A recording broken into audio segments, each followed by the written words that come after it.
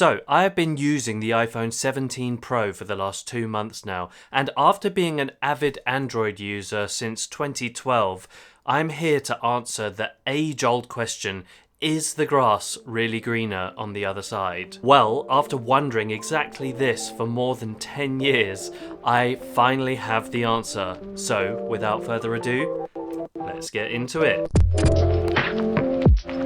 Well, a quick recap of my phone history then. So the last Apple phone that I personally owned was the iPhone 4, which then was replaced by the Samsung Galaxy Note 2. I was definitely enticed by that sexy S Pen, which of course I never actually really used. Then I got the Note 3, then I had the Sony Xperia Z1, terrible phone. Then the Huawei Mate 20 Pro, which was actually a good phone for its time back in 2018. And then I had the Sony Xperia Z5 II.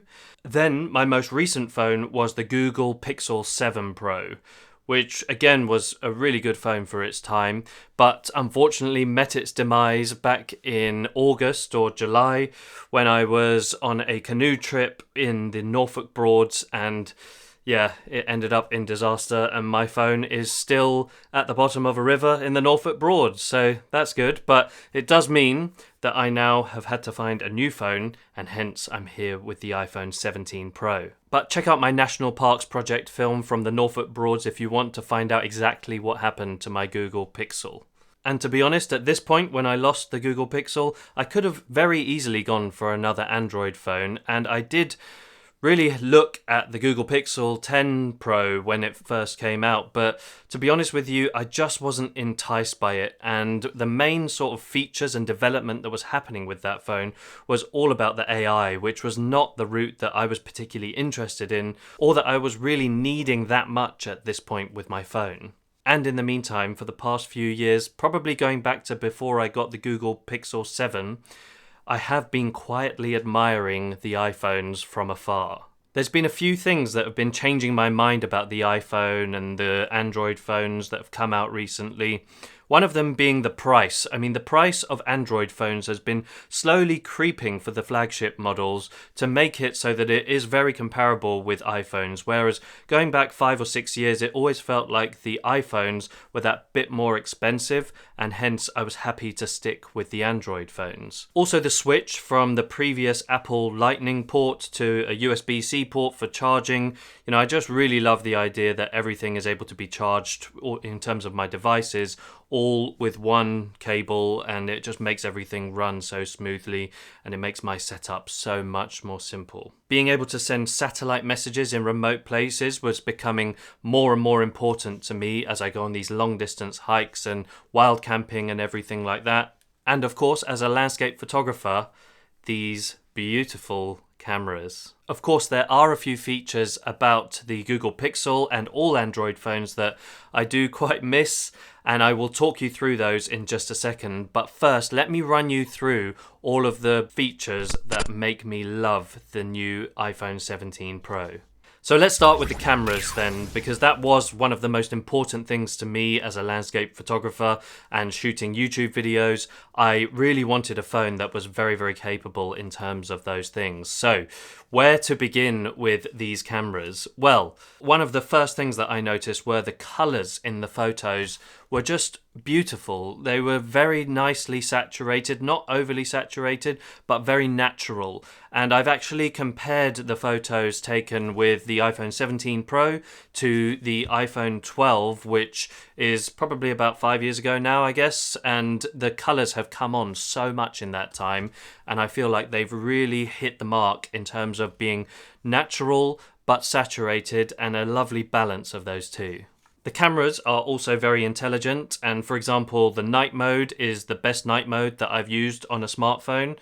Also, the macro mode, it's insane how close this will actually focus. Like, if I put it to take a photo of my jeans, it will focus on the individual threads of the denim in my jeans. So yes, needless to say, the macro mode is very capable. However, if you are really into taking the best quality macro photos or close-up photos with your phone, I feel like the macro mode on this phone and all phones are probably just a little bit too over-processed because it does make it quite grainy at times. But the new 4x telephoto lens, which is a 100mm equivalent focal range on a full-frame camera, is outstanding. It's a great addition to this setup.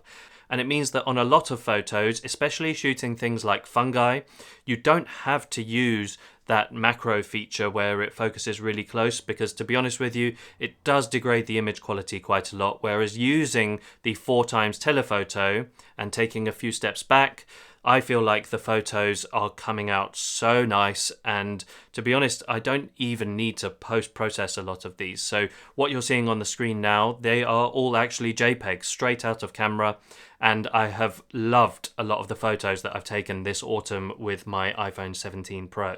And in my next video, I will be pitting the iPhone 17 Pro's cameras against my Sony a6700, which costs around the same price, so it should be a really good head-to-head, and I can't wait to actually find out which I prefer using, because, like I said, this autumn, I've actually fallen in love with shooting with the iPhone 17 Pro. So make sure you subscribe and hit the bell to stay up to date on that video, which is coming very, very soon. So far, all of the apps that I was used to using with my Android phones, I've been able to get them through the App Store. So although they were the Android versions, they've imported over and I'm able to carry on using the same apps that I was using. So for example, I use an app called Keep Notes, which I keep track of all of my notes, things like YouTube video ideas, codes for different things, you know, just important things that I didn't want to lose. Thankfully, I've still got those. And I hate to say it, but I much prefer using Google Chrome over Safari. So I've actually deleted Safari off my iPhone now, and I'm just using Google Chrome. So it's useful to know that you can still use all of those Google or Android related apps, and there's no problem importing them over and using them with an iPhone. So the battery life on this phone has been absolutely outstanding, and it is the best battery of any phone that I've ever used. So that's quite a bold statement, isn't it? But the Google Pixel and the Sony phones weren't very good in terms of battery life, but the Huawei Mate 20 Pro, I remember that being really quite good in terms of battery. It lasted for quite a long time.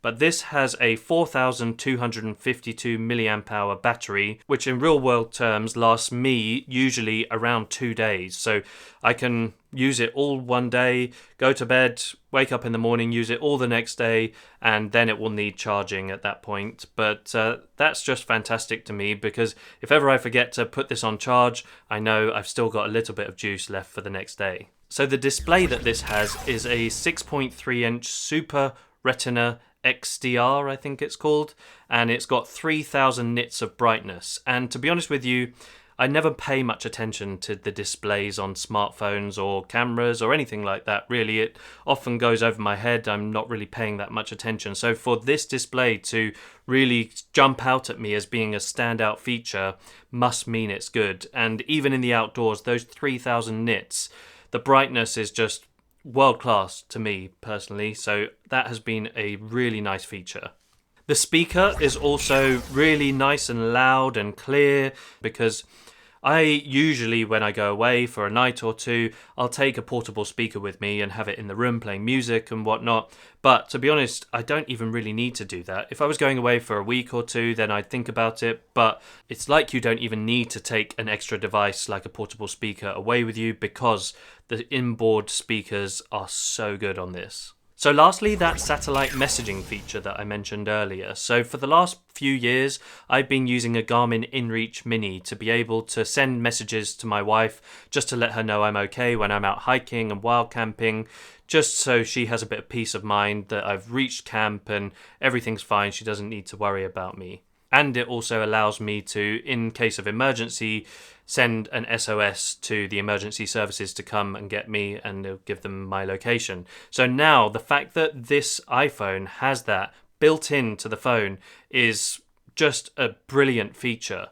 And not to mention that the Garmin is extortionate, the plans on the Garmin. There's no two ways about it. I paid for the minimum plan, and even that was about £30 to set it up, and then it was £15 a month. And obviously if you're only doing one wild camping trip per month, it doesn't really add up. You know, you're spending hundreds of pounds a year just to be able to send 1 or 2 messages once a month. And yeah, it's a bad economy, that. So the fact that this can do it in the phone completely free, and it may not be as reliable as the Garmin, I'm yet to find out, but just having that in the phone is such a good feature. Coming on to the negatives then, there aren't many, but the ones that there are really quite annoying. So let's get into that. So in terms of actually transferring all of the apps that I had on my Android phone over to this new iPhone 17 Pro, yeah, it wasn't the smoothest process. Number one, it took quite a long time. Number two, not all of my apps were transferred over successfully. Some of them, you know, I came to use the phone and they're just not in there, basically. So yeah, it wasn't great in those respects. But also, it's the fact of then having to sign in to all of your accounts all over again. And God forbid you've lost your passwords and everything like that. So it's great if it's an app that you can sign in using Google, because you can just sign into your Google account and it will automatically sign you in. You just do one click and you're in. But on all the apps that you still have to use a specific username password combo, it just is so infuriating that you have to do all of that, and it's just time consuming at the end of the day. Then the gestures took me quite a while to get the hang of, and to be honest, I'm still kind of getting to grips with it. So just simple things, you know, how you use the phone and go about it. You know, it's weird that you have to go diagonally to get that screen up, and then you go well, I thought I was swiping it away, but I've actually swiped up and got what song I'm listening to, but then swipe down to get your notifications. On the Google phone, it was literally just swipe down and you can get all of that on one screen. So you can put it onto silent, you can get the torch, you can get your notifications all on one screen, and I feel like that was a lot smoother. Also, when you're on something like a browser or any app, really, YouTube, let's say, and you're going from page to page and you want to go back a page, on the Google Pixel, you used to swipe from the right-hand side. And now on the iPhone, you swipe from the left-hand side, which, yeah, it's more intuitive to go from the left-hand side because it's like, you know, you're going back a page in a book. But in terms of actually using the phone one-handed, it doesn't make sense because your thumb is quite a far reach to go all the way over to the left-hand side of the phone for me personally. So yeah, it's just a bit annoying really. When going from the right-hand side, that's a nice easy swipe, whereas going from the left-hand side, it's just a bit of a reach. So yeah, maybe a minor gripe and probably something that I'll get used to, but yeah, for me that definitely goes down as a negative. But the absolute worst thing about the iPhone, not just the iPhone 17 Pro, but all iPhones, is Siri. And Siri is an absolute swamp water piece of garbage compared to the Google Assistant. She just doesn't get it. She doesn't get what you're trying to do. She shows you sort of limited information and just isn't intelligent when you compare it to the Google Assistant. So just take this for an example. So for this video, I had to find out what the battery size was in this new iPhone. So I said, "Hey Siri, what is the size of the battery in the iPhone 17 Pro?" So she has found the iPhone 11 Pro, technical specifications, Wikipedia for the iPhone 11 Pro, iPhone 11 Pro, full phone specifications, which is not what I wanted. It was the 17 Pro that I wanted. And not only is it the wrong information, but the Google Assistant would have verbally told me some of the specs about the iPhone 17 Pro, and I'm sure it would have got it right as well. It wouldn't have showed me the 11 Pro. Earlier it was showing me the 16 Pro, so it's really annoying, things like that. And even another one, I was driving along and I was driving through an absolutely amazing landscape, and I wanted to try and remember that spot so that I could go back there potentially on a future day. And I said, "Hey Siri, can you drop a pin where I am so that I can remember it for another day?" And it just wouldn't do it. It didn't do anything. Whereas again, I feel like the Google Assistant probably would have got that and dropped a pin for me, or definitely would have brought up the maps and allowed me to drop the pin or something like that. So little things like that they're unforgivable. In this day and age, the AI has got to be a bit better than what this is capable of. So it's actually quite ironic that I steered away from Android phones because the Google Pixel 10 Pro had too much AI. And now I'm stuck with the iPhone 17 Pro and I don't feel like it's got enough AI. So it has got me wondering whether there's a happy medium in there somewhere. But, and this is a big but and a bold statement, but this feels like more than just something to scroll on and something to listen to music, watch a video, make a phone call. This is more than that. This, to me, feels like a creative tool. It feels like I've got my DJI Pocket and an action camera. And actually, it's more than that, to be honest with you, because you're able to zoom and you can get even more creative with this phone. And I've got it to hand at all times. It's in my pocket every day. That's just incredible to me, and that's why this is more than just a smartphone, and it's the first phone that I've used that I can say that about. So, on all of my National Parks project films coming up, I will be incorporating iPhone footage into all of them. And not only that, I feel like this could be such a good creative tool that I may even be tempted to make a video entirely shot on an iPhone, and I never would have considered doing that using any of the phones that I used previously, or even any of my cameras. I've always liked having a multi-camera setup, but this phone is so good and the cameras are so good that I may be tempted to do just that. What do you guys think? Comment down below and let me know if that's something you'd be interested in seeing. And all of this has now actually got me wondering, if I were to get rid of all of my cameras and only have one camera out of all of them that I own, what would I choose? To be honest with you, the iPhone is actually feeling like a really solid choice, but hopefully in my next video where I will be going head to head between this and my mirrorless setup, that should help to clear things up and give me a more definitive answer. Well guys, if you've enjoyed this video and you want to stay up to date on everything that's happening with the channel and how I'm getting on with this iPhone, make sure you subscribe, like the video, hit the bell, all of that good stuff, and I will catch you guys in the next one. Cheers guys, bye!